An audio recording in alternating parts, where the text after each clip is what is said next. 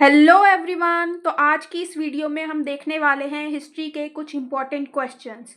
तो चलो शुरू करते हैं। ये सारे क्वेश्चन 3 मार्कर्स हैं। तो पहला क्वेश्चन है कि नॉन कॉपरेशन मूवमेंट लॉन्च करने के पीछे क्या रीजंस थे।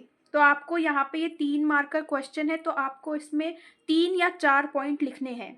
तो सबसे पहले आप क्या रीज़न दोगे कि वर्ल्ड वॉर फर्स्ट के टाइम पे ब्रिटिशर्स ने क्या किया था, सेंसरशिप लगा दी थी प्रेस वालों पर, और साथ ही क्या अलाउ कर दिया था, परमिट कर दिया था डिटेंशन विदाउट ट्रायल, यानी कि किसी को भी डिटेन किया जा सकता है, उसको अरेस्ट किया जा सकता है बिना ट्रायल के। तो एक तो ये रीज़न था, इसको अपोज करने के लिए नॉन कॉपरेशन मूवमेंट हुआ। दूसरा, वो एक डिस्क्रिमिनेटरी लॉ लेकर आए थे जिसको रॉल्ट एक्ट कहते हैं।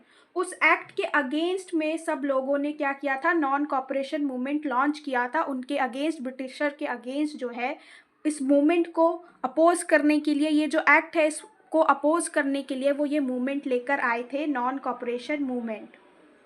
तीसरा रीज़न आप लिखोगे कि इकोनॉमिक हार्डशिप थी वर्ल्ड वॉर फर्स्ट के टाइम पे। इस वजह से जो लोग थे वो ब्रिटिश गवर्नमेंट से या ब्रिटिशर से जो है सेटिस्फाई नहीं थे, और इसी डिससेटिस्फैक्शन की वजह से लोगों ने क्या किया था, नॉन कॉपरेशन मूवमेंट किया था। तो ये 3 इंपॉर्टेंट रीजंस थे। इसमें जो भी इंपॉर्टेंट वर्ड है जैसे world war first, censorship of the press, detention without trial, Rowlatt act, economic hardship, dissatisfaction, ऐसे कीवर्ड्स जो है उनको आपको हाईलाइट करके आना है। और हो सकता है अगर आप पॉसिबल है तो किसी पर आपको बॉक्स बनाकर आना है जो आपको लगता है कि बहुत इंपॉर्टेंट है उस क्वेश्चन में।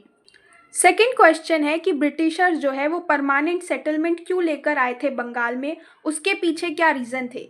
तो पहला रीज़न आप लिख सकते हो कि जब से वो लोगों ने बंगाल जीता था तब से उनको बंगाल में कुछ प्रॉब्लम्स आ रही थी, उस प्रॉब्लम्स को सॉल्व करने के लिए ब्रिटिशर्स परमानेंट सेटलमेंट लेकर आए थे। दूसरा आप पॉइंट लिख सकते हो कि 1770s के टाइम पर जो बंगाल की रूरल इकनॉमी थी वो क्राइसिस में चल रही थी। वहाँ पर लगातार जो है फेमाइंस आ रहे थे, अकाल पड़ रहा था। इस वजह से जो उनकी इकनॉमी थी वो क्या थी, क्राइसिस में चल रही थी। उस प्रॉब्लम को सॉल्व करने के लिए भी ब्रिटिशर्स परमानेंट सेटलमेंट लेकर आए थे। ब्रिटिश ऑफिशियल्स को लग रहा था कि एग्रीकल्चर में हमें इन्वेस्टमेंट की ज़रूरत है, इसलिए भी वो परमानेंट सेटलमेंट लेकर आए थे। तो ये 3 इंपॉर्टेंट पॉइंट आपको लिख देने हैं। अगर आपको लगता है कि कोई और भी इम्पॉर्टेंट पॉइंट है तो आप वो भी लिख सकते हो, और यहाँ पर जो मेन पॉइंट है उसे आपको हाईलाइट कर देना है, अंडरलाइन कर देना है। तीसरा क्वेश्चन है कि लाल, बाल और पाल ये कैसे ऑल इंडिया कैरेक्टर को कन्वे करते हैं। तो यहाँ आपको आंसर में लिखना है कि बाल का मतलब क्या है, बाल गंगाधर तिलक से है जो कि महाराष्ट्र से थे, बिपिन चंद्रपाल जो कि बंगाल से थे, और लाला लाजपत राय पंजाब से थे। और ये क्या करते थे, अपने जिस भी एरिया में ये रहते थे वहाँ पर कॉलोनियल रूल या फिर ब्रिटिशर्स के अगेंस्ट में आवाज़ उठाया करते थे, मूवमेंट चलाया करते थे, और ये स्वदेशी मूवमेंट को भी सपोर्ट किया करते थे। तो यहाँ पर यही बताया गया है कि जिस तरीके से वो अलग अलग एरिया से आते हुए भी ब्रिटिशर्स के अगेंस्ट में सब मिलकर लड़ रहे थे, ये कन्वे करता है all India character of the struggle.